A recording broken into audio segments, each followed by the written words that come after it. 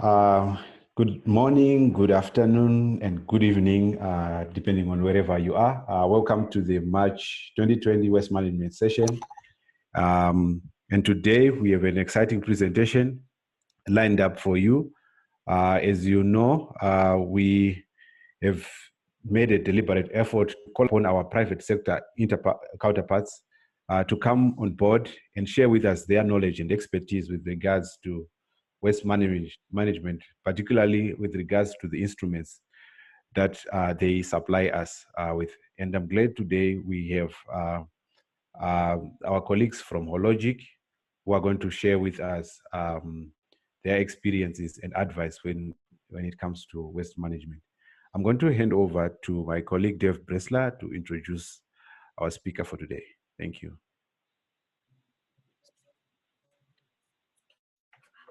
Good morning, everybody, or good afternoon, or good evening. I just want to say welcome to the anniversary, the year-long anniversary now, that since the time that we started the ASLM waste management LabCoP sessions. As most of you know who have been on these sessions now, we have tried to get across the issues of waste management in general, healthcare waste management, infectious waste, as well as mixed waste. And we've also tried to center our efforts on the viral load issues, the issues of viral load testing that have brought concerns regarding the disposal of guanidinium thiosulfate. Thiocyanate. And so I want to say thank you for all of those who have enjoyed the interaction. And I know I have enjoyed this interaction very much over the past year. It's given me an opportunity to hear your concerns, and I think that it's given all of us a number of ideas and ways to interact and find out more about the topic. And so, as Anafi said, thank you, Anafi. Anafi mentioned that we have, in addition to wanting to bring out the issues of waste disposal, we also wanted to bring on board the manufacturers of the reagents that we all use, the platforms that we are using. We want to make sure that they have a voice in this, and we want to give you their perspective as well. And so in some cases, some of our manufacturers are not utilizing the same types of reagents that many of them are. And so we want to give a voice to some of those innovative groups that have virology testing processes and methods that utilize compounds other than the guanidinium thiocyanate. And so this morning, this afternoon, this evening, whichever you want to say, we are welcoming Hologic. We're welcoming one of the scientists from Hologic. And let me just bring that up right now. Unfortunately, I thought I had it right in front of me. Todd is virology. One second here. I apologize for not being ready. Todd Richmond from Hologic is product manager, virology section. Hologic is based out of San Diego, California. And Todd is a patented and published scientist who now works closely with the development of global HIV and hepatitis testing. Todd lives in San Diego, and he has worked for Hologic since 2013. And with that, I hope that you welcome Todd to discuss their product platform and ask questions at the end of his presentation. Thank you very much. Thanks. Over to you, Todd. Thank you very much, Richard. hold on, we're going to make sure that I can share the appropriate things. There you are. My name is Todd, and I work in Hologic marketing for the virology portfolio with emphasis on HIV and hepatitis C, hepatitis testing. So just as a brief introduction, Hologic is a women's health company that has three specific divisions. One in diagnostics, which is where the HIV quant diagnostic assay belongs. We have a division for cervical health for co-testing and HPV and ThinPrep cytology, and also a division for breast and skeletal health, which is associated with X-ray and mammograms. We're really excited that we were able to begin what we call the Global Access Initiative back in 2018, which provides access to all of the Hologic products to resource-limited environments and countries. The instrument that Hologic uses is the Panther system, and the assay that I would like to speak to you about today is the HIV-1 quant diagnostic assay. So the Panther system is a very small footprint, and some of you may have seen them in your laboratories, but it has several key features that we're really proud of. The first is, of course, random and continuous access to both samples and assay reagents, meaning those can be preloaded onto the instrument even while the instrument is processing. There is a consolidated menu that offers viral load testing, women's health testing, as well as sexual health testing. You can run each of these assays simultaneously. You do not need to batch any of them together, and they can be interchanged, even with samples from different testings loaded onto the instrument at the same time. The instrument will process each of the samples appropriately. There's been a long history of the Panther since its release in 2013 with flexibility for how it can be used in laboratory. It has a very reliable platform with a very strong technical support system. And the performance of the assay has been demonstrated time and again in various white paper publications and in the number of customers that we've been able to secure. There's a very small footprint for the instrument, which means that it's not going to clutter your laboratory, and that it's available for places that might otherwise be unavailable given the size of other instruments or platforms that would need to be able to perform the same functions. We're really excited with the Panther and how it performs and what it can do for the laboratories now and moving into the future. The Panther does offer a full sample to result automated platform, which means that you would be able to load primary tubes for your HIV assay directly onto the instrument and walk away, leaving the instrument to extract, detect, and then provide a results analysis onto a report that is available for either distribution on paper or through an LIS system. The Panther can crank through and can really be a workhorse. The first result of our real-time assays is released at about 2 hours and 40 minutes. And then there are 5 results that are generated every 5 minutes up to that. So in an 8-hour shift, you can generate up to 320 results. However, if you continue that onto a second shift, you more than double the number of results that can be generated on the platform in a single day, up to 750 tests in approximately 15 hours. The HIV quant diagnostic assay is the assay that is currently offered on the Panther platform for African customers. Its intended use is for both viral load monitoring and for diagnosis. It has a very low limit of detection at 12 copies. As we moving forward with our 90-90-90, those types of the sensitivity for that limit of detection becomes very important. We have a large dynamic range, meaning that it doesn't matter if you are suppressed or if you are treatment naive, the instrument will be able to generate a reliable result. And the reaction volume for the test itself is very small at only 0.5 ml. We're also very proud to be able to say that you are able to load both primary tubes and secondary tubes or aliquoted tubes onto the Panther instrument and have them run directly.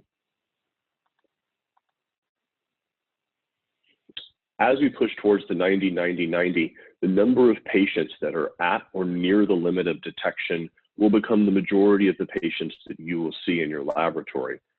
As a result, an assay with a very high precision gives you the confidence that changes in the viral load are going to represent real biological clinical changes that would necessitate a clinical response, rather than simply an assay variation that disappears upon the subsequent testing. This reduces the risk of unnecessary testing and follow-up. It also reduces, prevents potential treatment changes, and reduces a lot of the stress on both your patients and your doctors. Upon adopting the Aptima viral load assays, we did a comparison with the platforms that were available at our launch, the CAPS CTM and the N2000 on Abbott. And what we could see is there was a very high correlation of results between the different platforms, giving us confidence that the results that we're generating are consistent with other results that have been generated on different platforms. A common panel was distributed to multiple sites across the globe with different operators on different instruments. And what we have were generated some very low CVs. The low CVs gives us the confidence. The low CVs give us the confidence that it doesn't matter where you are in the world, the results that are generated on your Panther instrument are consistent with results that would be generated anywhere else with the same reliability, despite different instruments, different operators, or different locations. So that's a brief overview of the Panther platform instrument that we operate with, as well as the assay that is processed using our instrumentation. Are there any questions so far? Okay, so let's talk about waste and contamination management. So contamination is one of the top concerns for clinical laboratories. Positive contamination or negative or inhibition contamination can shut down laboratories for days, leading to a large backlog of testing that sits there until the issue has been resolved. Using traditional PCR assays, waste disposal can expose the laboratory to a contamination risk from opening tubes, swapping out bottles, and in the way that you actually dispose of the liquid waste following the processing of specimens themselves. The Panther instrument has several components that are critical to the prevention of contamination. The first is the deactivation queue, which is in the mid-bay of the instrument. In the deactivation queue, samples that have been processed and already detected are moved into the deactivation queue, and a solution of sodium hydroxide and bleach is added to the tubes. That solution will sit on the reactions for up to 20 minutes, which will give the deactivation fluid enough time to denature all of the nucleic acids that are in the tube. After this, the liquid is then aspirated. Liquid is aspirated using these aspirators, and that fluid is then transferred over to the liquid waste bottle, which is in the waste drawer at the bottom of the instrument. The liquid waste container remains a sealed system, and so there is no transfer, there is no risk of aerosols, and the bottle is designed to remain sealed until it is opened for the waste inside to be disposed. The solid waste container is designed to detect the presence and the correct installation of a waste bag. This prevents accidentally forgetting to replace a waste bag inside of the waste container and then inadvertently contaminating the instrument downstream. This waste deflector that you see here is designed to distribute solid waste across the bottom of the solid waste container, which prevents pile-ups and backups into the instrument, causing instrument errors and potentially contaminating the instrument itself.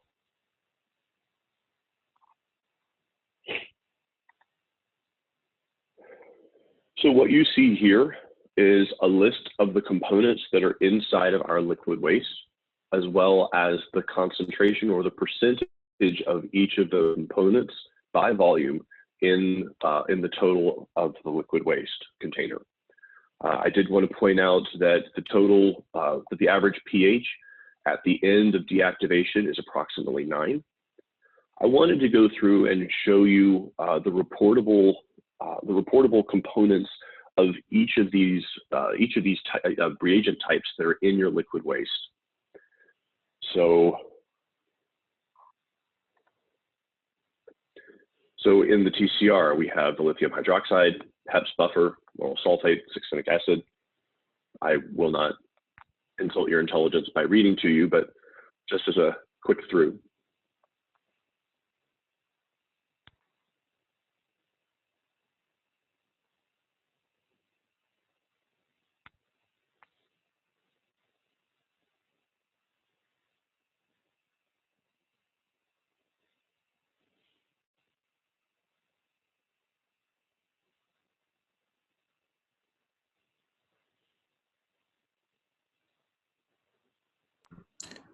Todd, maybe you can read through in case somebody has a challenge with the screen.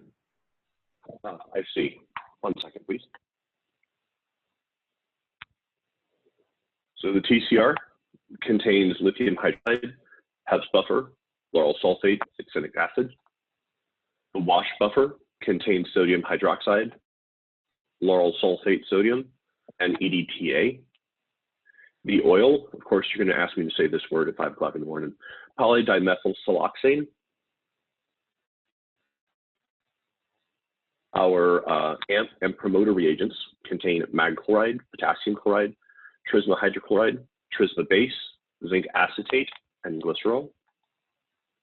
The enzyme reagent contains Triton X, EDTA, trilahose, HEPS buffer, N-acetyl L-cysteine, potassium chloride, and glycerol. The deactivation buffer contains sodium hydroxide, sodium hypochlorite, and sodium bicarbonate, with a total pH again at 9. None of the components that are listed in this liquid waste composition are considered toxic or require special handling when disposing of the waste. Based on local regulations, there are some customers here in the United States who are actually permitted to pour the liquid waste directly down the drain. Now, to understand that, you would need to consult your own local guidelines and understand what their considerations need to be for the pieces of this waste that are listed above.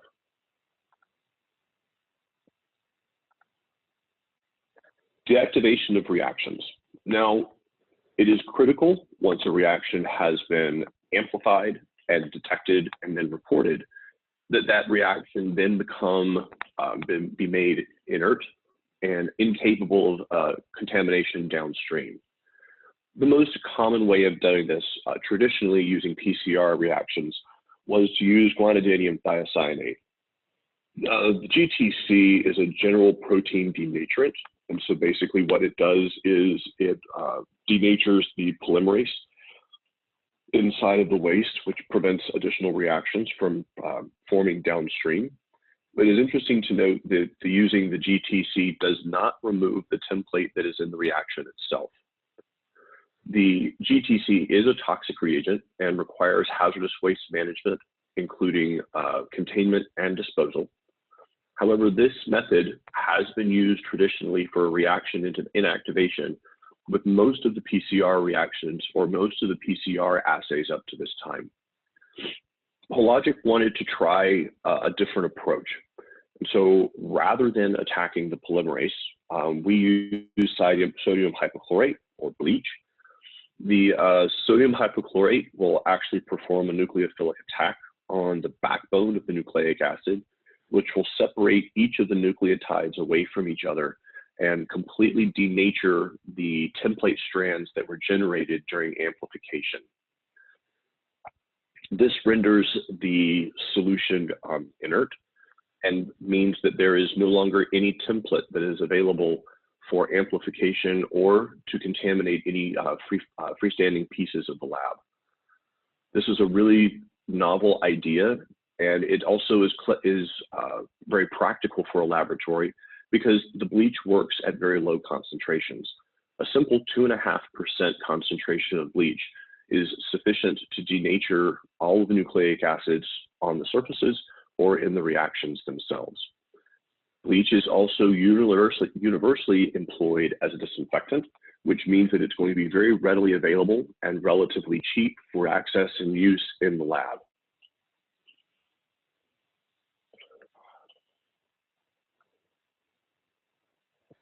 Thank you very much for your time. And if you have any questions about any of the material that's presented today, I'll be happy to answer your questions for you. Thank you very much, Todd, for the presentation. Quite useful information shared indeed. It's time for your questions.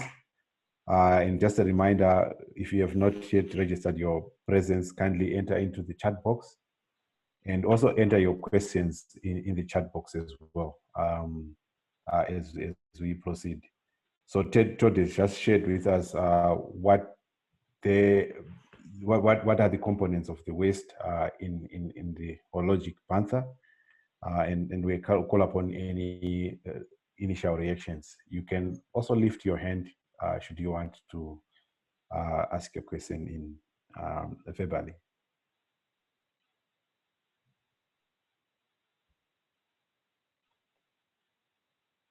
Right. I think as the questions are coming, Todd, one quick reaction that probably from my perspective would be, you mentioned that these are not hazardous to, if I got you right, they are not toxic chemicals that are in the waste. All the same, does this mean we continue doing what we have been doing, which is usually pouring down the drain?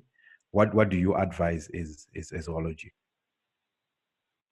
So as the Hologic recommendation is that you consult the local guidelines based on what can go down the drain. It was pointed out actually yesterday that the oil that is in our reactions may actually be a limiting reagent. While the liquid waste may not necessarily be able to go down the drain, the reagents themselves and the liquid waste itself is considered non-toxic, so it does not need special handling in order for there to be disposal. Thank you. We also have colleagues that have experience with your instruments. I can see colleagues from Zimbabwe here. I think some colleagues from Nigeria. Any reactions?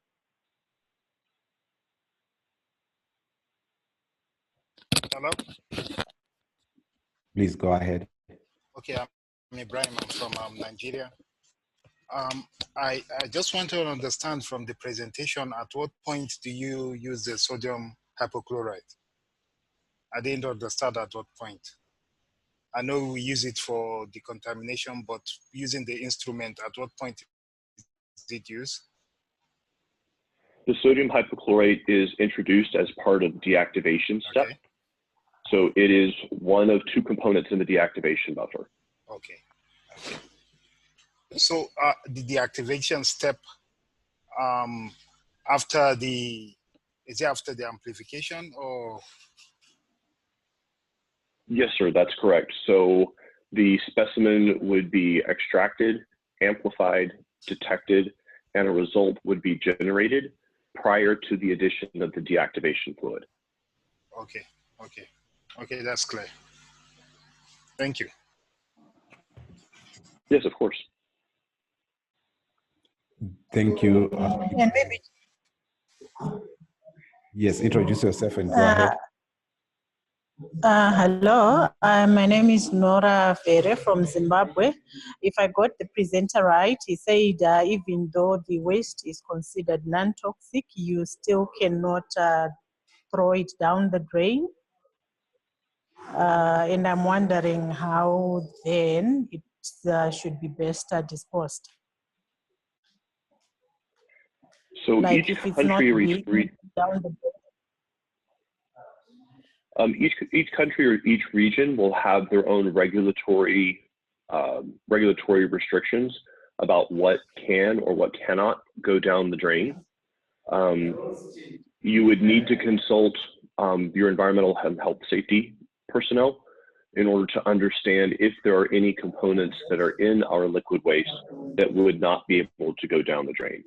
We do know that there are multiple customers domestically in the United States that are allowed to pour their liquid waste directly down the drain. Okay, so it sounds like you would need to then explore maybe liquid waste disposal companies if they're available. No, ma'am. We don't believe that a liquid waste disposal company specifically is necessary. Okay. I would need to understand what the guidelines are for your specific country in terms of your environmental health. Okay, thank you. But, yes, ma'am.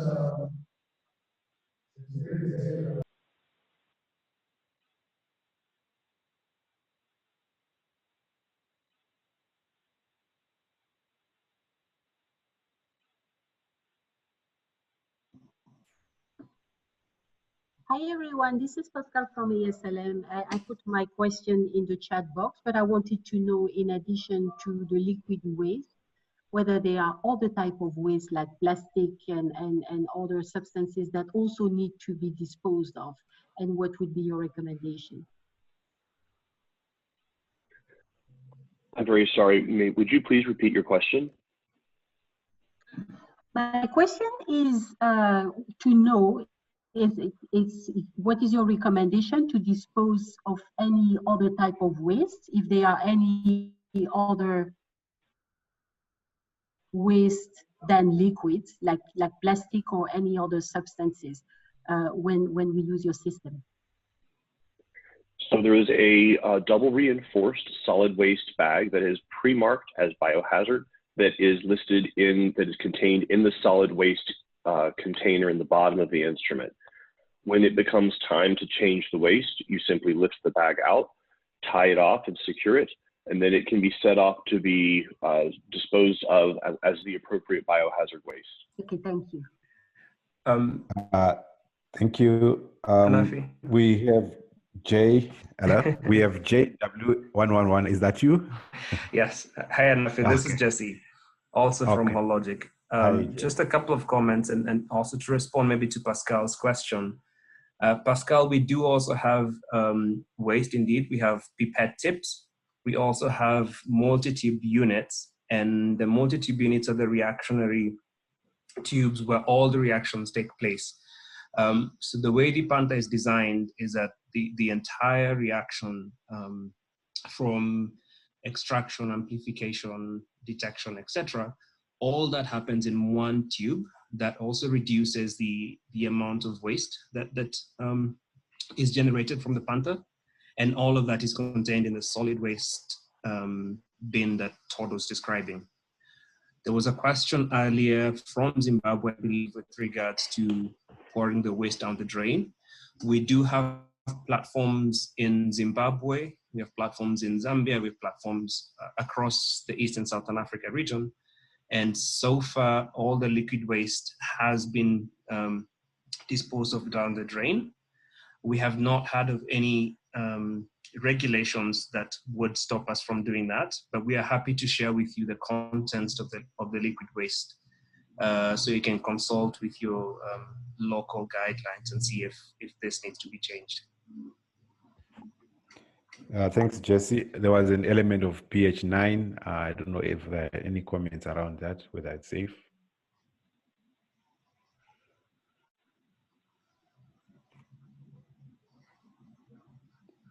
Jesse, are you there?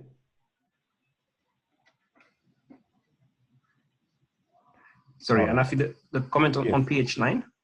Yeah, so there was the pH of the waste is 9.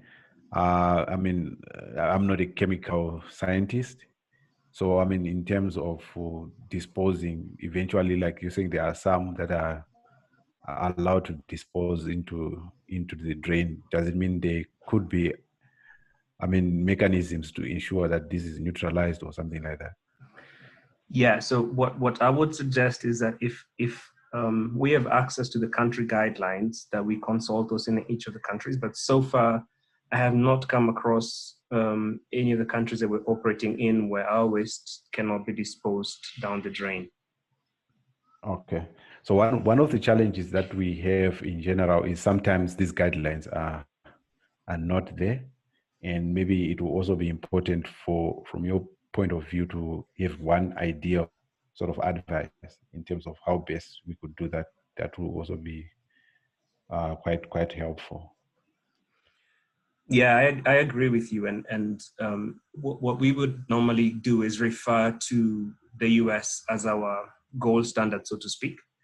As we speak right now, the Panther itself is actually going through an upgrade where excuse me, where we will be able to basically connect the Panther waste section to the local, so that you don't have to constantly empty the waste.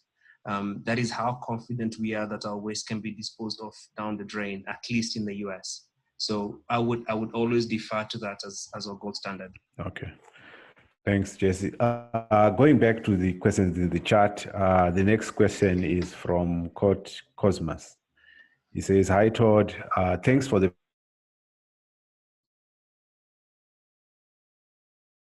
presentation. Is there a of pouring it or handling? Is there a way that you can receive alerts of the toxicity level prior to pouring it or handling it?" So if I understand the question correctly, he's wanting to understand, they want to understand if what is the toxicity of each of the components that are listed in the waste. Did I understand that correctly? Let me call upon Cosmas to further question on the Cosmas. Hello. Good morning. Yeah, basically that. I was just wondering, from a point of someone who wants to pick up that liquid and pour it out, can they be able to know what is the toxicity level before they can actually handle it? Yes, sir, you can. There are safety data sheets that are available for each of these components listed online on the Hologic website. The toxicity of each of those components is listed inside of the SDS. All right. Thanks. I think one more question in the chat is about the amount of waste produced by a full run. What is the amount of waste that is produced by a full run? Sure. So we actually measure the waste in tests. So you'll have to give me a minute because I would have to back calculate everything. Okay. Math is hard. Todd, as you're doing the calculation, just for the purpose of those who are around, the solid waste bin, and Todd, correct me if I'm wrong, but the solid waste bin has a capacity of 1,000 tests. So once you get to roughly about 850, it will start warning your waste bin. How the Panther is designed. Thank you. I think continuing, I think one of the other questions we have is from S. Kanyika. Hello, Todd. What is he saying? Just a second. Let's move up. Do you have plans for adding the part of the consumables supplied by Hologic? Do you have plans for adding bleach as part of the consumables supplied by Hologic? Take this, Todd. Jesse? I will take this. Thank you. Yeah. Yes. Is the short answer to that question is that it's available in a number of the African countries. Is 3.5% and not the 5% that's required for instruments. And secondly, you don't always get the lab grade quality. So we've had to do a lot of repairs because it crystallizes in our tubings. So we are currently working to a source of lab grade bleach, and this will be part of the commodities. But you'll have to be a little bit patient with us so we can source the right material and ensure that we have a continuous supply of that. Thank you, Jess. I think the next questions, and the other one is on current footprint. From your experience, what is the proportion of African countries where you have installed the instrument which have no guidelines for liquid waste? Is there a gap that needs to be filled, and how could you contribute? I think the question is, yes, from where you have placed your instruments, did you come across any guidelines for liquid waste? And this is a way of determining the gap that we could actually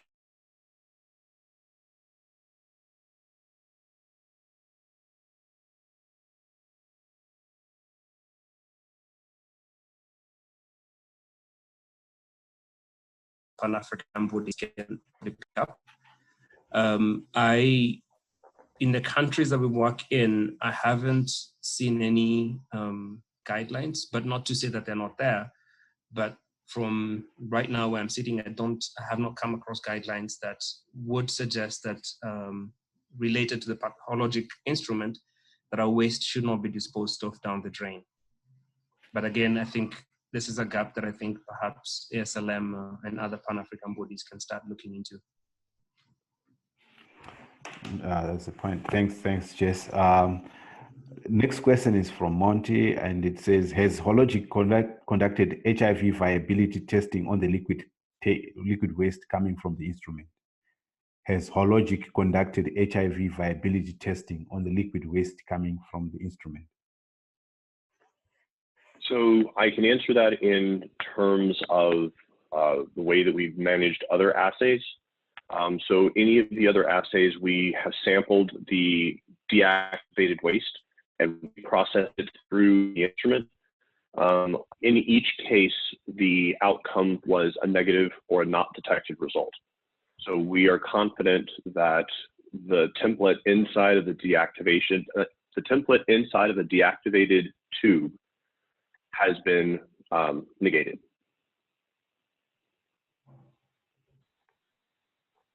Okay, thanks. In other words, I think it's not viable, right? Yes. Yes. The next question that we have is from Nora from Zimbabwe, and she says, is there a possibility of Hologic sharing the best practice of toxic-free waste with other molecular diagnostic companies? Is there a possibility of Hologic sharing the best practice of toxic-free waste with other molecular diagnostic companies? Our bleach decontamination procedures are something that are available in our product insert. In terms of the deactivation cube, we know that that particular component is a proprietary portion of the Panther instrument itself. We know that other laboratories will use a bleach solution, usually at about 3%, in order to decontaminate surfaces. We do not know if they would be interested in using bleach as part of the deactivation procedure for their own reagents. That would be the manufacturer's decisions. Thank you, Todd. And I think I might have jumped to this one. What is the current footprint of your system in Africa? I think Jesse tried to speak to this. What is the current footprint of your systems in Africa? I can answer that. We have instruments in Kenya, Uganda, Malawi, Zambia, Zimbabwe, Eswatini, South Africa, Namibia, Botswana, and we'll have one going into Lesotho this week, I believe, and one going into Mozambique in the next coming weeks as well.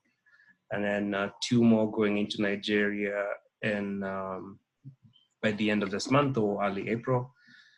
So across East and Southern Africa, we have probably instruments in about 14 countries. I hope this answers the question. Okay, thank you, Jesse. I think these are the questions that I had in the chat.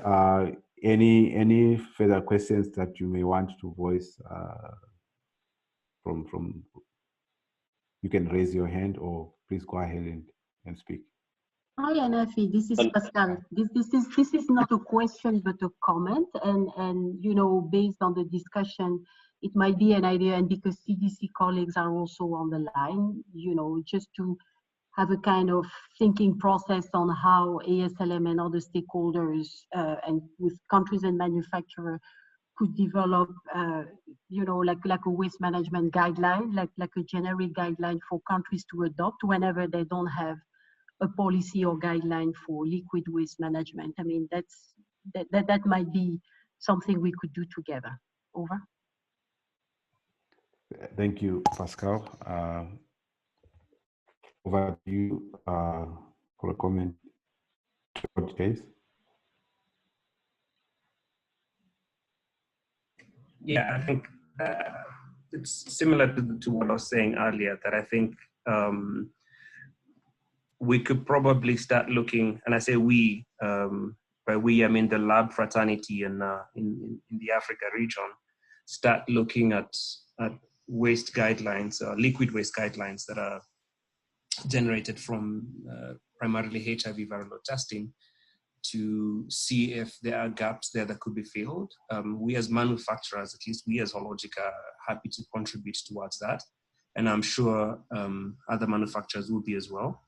And then ASLM, CDC, some of these organizations could take the lead in this, and we as manufacturers will be happy to plug in. Thank you very much, Jess, as well. And that's an important point, I think, which we really want to see that moving as well.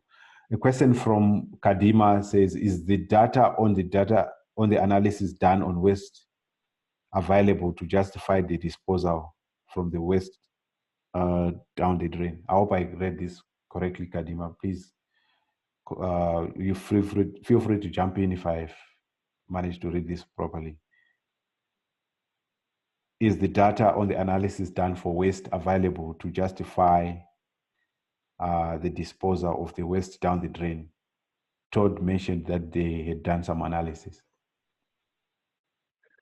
Yes, sir. So what we have done is we have looked at the concentrations of each of the reportable components in each portion of the waste and compared that against well, I'll speak about California since that's what I'm familiar with, and have compared that to the environmental safety guidelines for disposal through just through traditional means like down the drain. And we have found that the concentrations of each of the reportable components in our liquid waste is below the concentration necessary to go down the drain. So we are compliant with local guidelines for liquid disposal of, or down the drain disposal components. Thank you, Todd. Yes, I think that's quite important. So what we can pick from here is it is really important for us to be able to know what exactly is contained in this liquid waste that comes from the instrument. Hence, the need for us to once in a while bring our counterparts from the private sector who manufacture these instruments as well as the reagents in order to make sure that we are not continuing to cause harm to the environment. And there you have heard it from Hologic. Most of their chemical components from their claim is we could do this down the drain. But as we heard from the discussion, I think we continue to work together, I think, for that guidance in terms of what really has to be, how we can actually be disposing our waste per particular instrument generally, but as a general guide, I think, for how do we have to handle our waste from the labs as well. We know we've particularly discussed much more about liquid waste, but waste goes beyond liquid waste. I think, as you are aware, in the laboratory, I think we talk about biosafety issues. I think Dave here had mentioned that he's going into another biosafety meeting. So I think as we move ahead, I think we continue to broaden this subject. We continue to invite our colleagues from the private sector as well. We'll continue to also have our country experiences, just like we had last month from Kenya. We've also heard from fellow counterparts from Abbott, from Roche, and we hope this is something that is actually adding value to our labs as well. I'm going to open up for one or two more questions before we wrap up.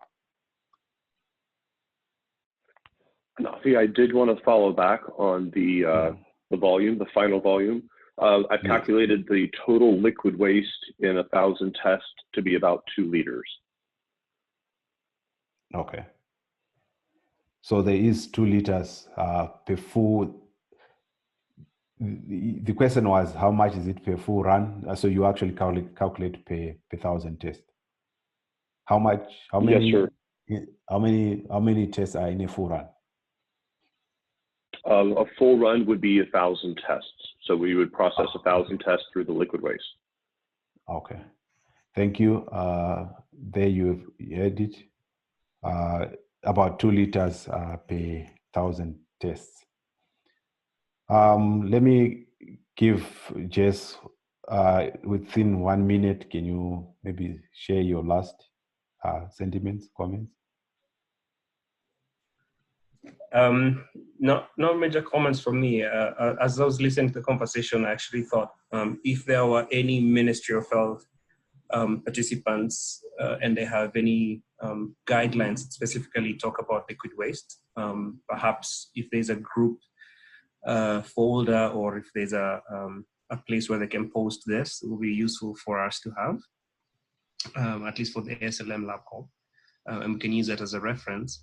But I think, as I mentioned before, we as manufacturers are quite happy to plug into the conversations around liquid waste management because we are the ones generating the waste. So we'll be happy to contribute towards any development of guidelines that there may be. And I look forward to the next sessions. Thank you, Jess. Ted, 1 minute. Todd, sorry. I'm sorry, sir? I'm saying any final remarks in a minute? Just wanted to say thank you very much for your time and your attention today. I really appreciate the opportunity to come in and be able to speak. And if you have any other questions, I will be happy to answer questions via email, or if you wanted to reach out to Jesse to have any additional conversations, we are certainly available for those as well. Thank you both. And we also like to thank you, I think, for coming through and sharing your guidelines on waste management concerning the Hologic Panther. And indeed, I think it's already in quite a number of countries that we have.